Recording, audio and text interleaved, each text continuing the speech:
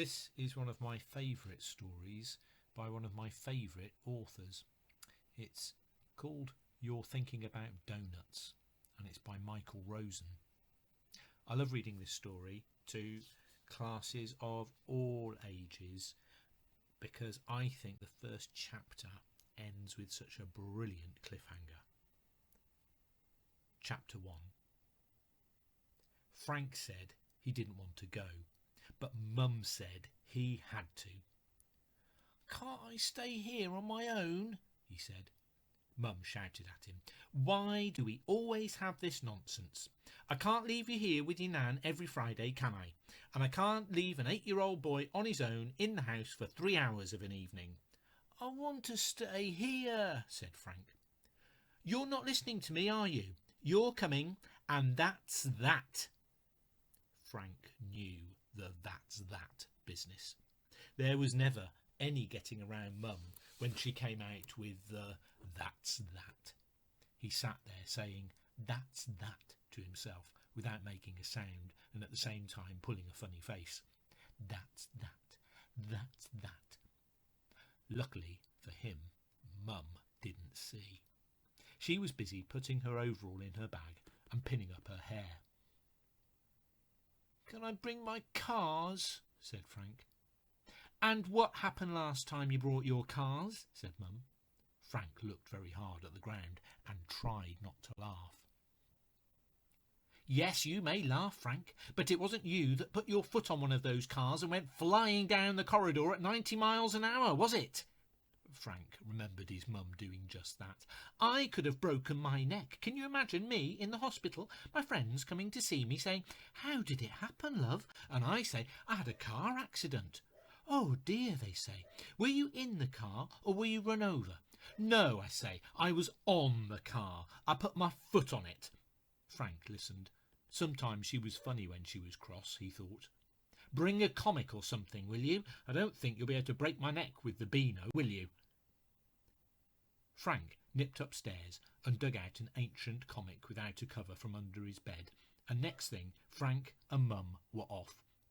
It was 6 o'clock, dark and raining. They were going to work. Mum was a cleaner. Every Friday night she went down to do 3 hours cleaning at the City Museum. Frank hated it. He had to sit on a hard wooden bench and wait. The light was always dim. The heating was always off. And Mum would disappear off down a corridor or up some stairs, and he'd be all alone in this great, big, echoey place for hours and hours. All he'd see was the rows and rows of glass cases and the shiny floor. Sometimes he had nightmares about it. Once he dreamt about the stuffed tiger on the stairs. It had run at him. His whole dream was this huge tiger running at him and roaring and biting his face. He could see right down its throat and watch the great teeth snapping at him just a few inches away from his eyes. It was horrible. But there was nothing he could do about this evening. Friday night was museum night. "And that's that," said Frank to himself. Chapter 2. The museum. Up the steps, the big grey stones in the walls, the pillars, the statues, all those stone people.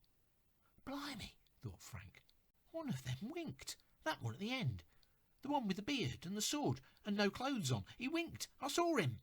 "Mum," said Frank, "who's that?" "Him," said Mum, looking at the naked man with the sword. "That's your Uncle Charlie." "No, really, Mum," said Frank. "Who is it?" "How should I know?" said Mum. "All I know is he shouldn't go around waving that sword without his trousers on. Now come on, Frank." She had the key in her hand. Frank looked at the statue again. Maybe it didn't wink. As soon as they were in the museum, Mum got her overall on and sat Frank down on the bench. "Now listen here. You stay put right here, Frank. You don't move. You don't walk off. You understand me?" "Yes, Mum," said Frank. She looked at him as if to say, "Don't you be such a cheeky worm," but she said nothing, and off she went past the glass cases and out of sight. It made him feel rotten all over to see her go. He wanted her to come back, even if it was only to shout at him for being cheeky or stupid. He was all on his own. The great big hall, empty. No one else there. The shiny floor, the high roof. Looking up at those little windows high up. Scary to think of somebody cleaning them. Frank saw himself like an acrobat in the circus, leaping from one of the windows over to one of the huge lights that dangled down from the ceiling. Oh no, he daydreamed. I've missed. I'm falling, falling, falling. Then everything went quiet. Everything was very quiet. Frank felt very alone. And then he felt his eyes move very slowly sideways. They stopped when they got to a glass case on the other side of the hall. He was looking at a big human skeleton. As he looked, the skeleton seemed to bend very slowly forwards. Frank felt his hands go hot.